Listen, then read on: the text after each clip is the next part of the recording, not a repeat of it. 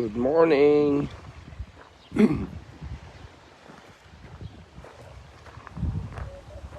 morning, everybody.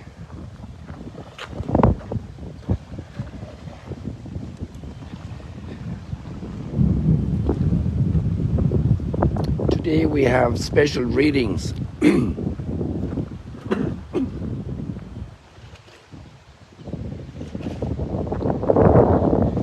Because on this day every year we honor Saint Joseph, the foster father of Jesus.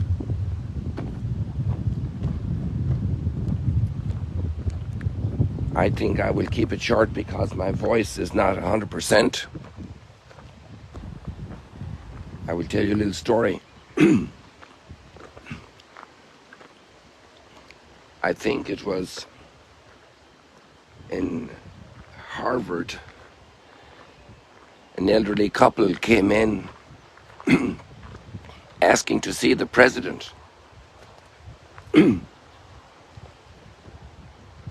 And the president of the university. And they were a little shabbily dressed.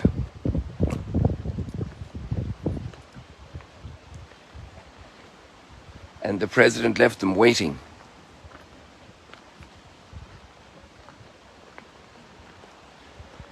For a long time. And then they inquired of the receptionist what was going on. And the receptionist obviously went back and asked. Somebody from the office staff came out and walked by, seemingly doing a different task, but sized up this couple. And since they were shabbily dressed, probably went back and reported that there was no need for the president to waste time on them. To make a long story short, as my dad would say, they waited a few hours, but they were never received by the president, nor did anybody else come to inquire of the nature of their purpose. They had come to make a huge donation in gratitude to Harvard. And they left Harvard, the offices of the president, and they decided to put their money into the foundation of Stanford University, which they created.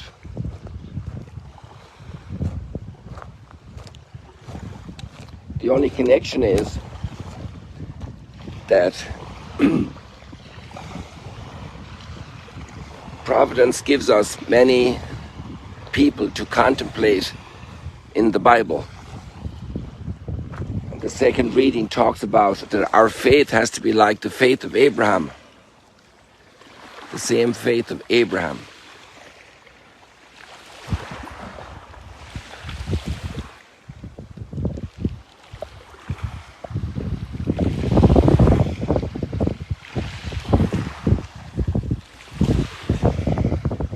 Same faith of Abraham.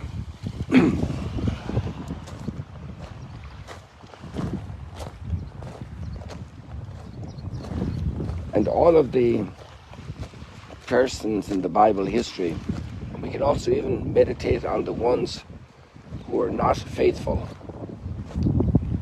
Like, for example, we don't know what eventually happened with the rich young man, but the presumption is he didn't follow Jesus.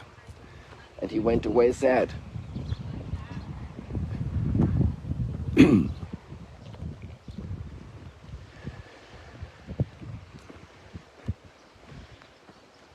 It's good for us to contemplate that example because it's very helpful for us to take seriously the call of Jesus to follow him and to overcome our attachment to riches.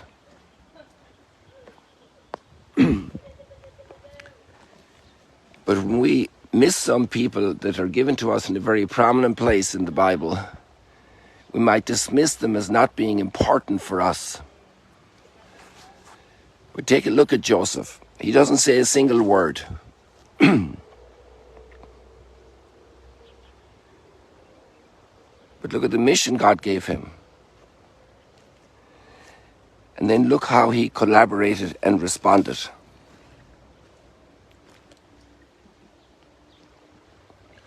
His response was just amazing.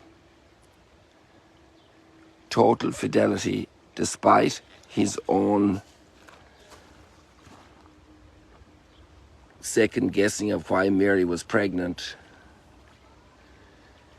He provided everything. God asked Solomon to build a temple for his presence. And Joseph had to provide a house for the Word incarnate.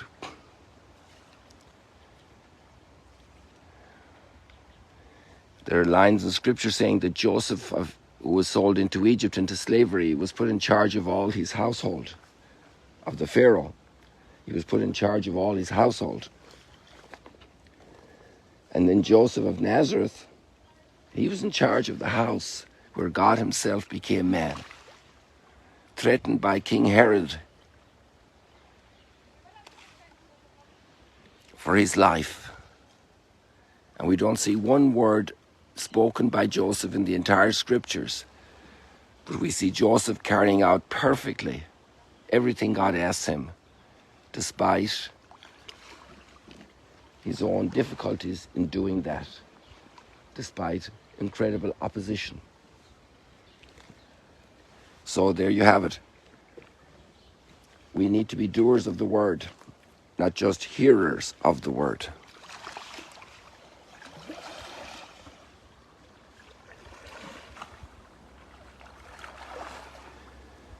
May contemplation of how God works in the world, and especially through the response of Joseph, be a great stimulus for our lives.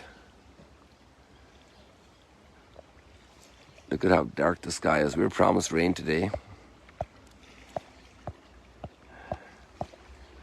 The lake has another almost 80 centimeters to rise, almost less than a meter. And we're all happy that way.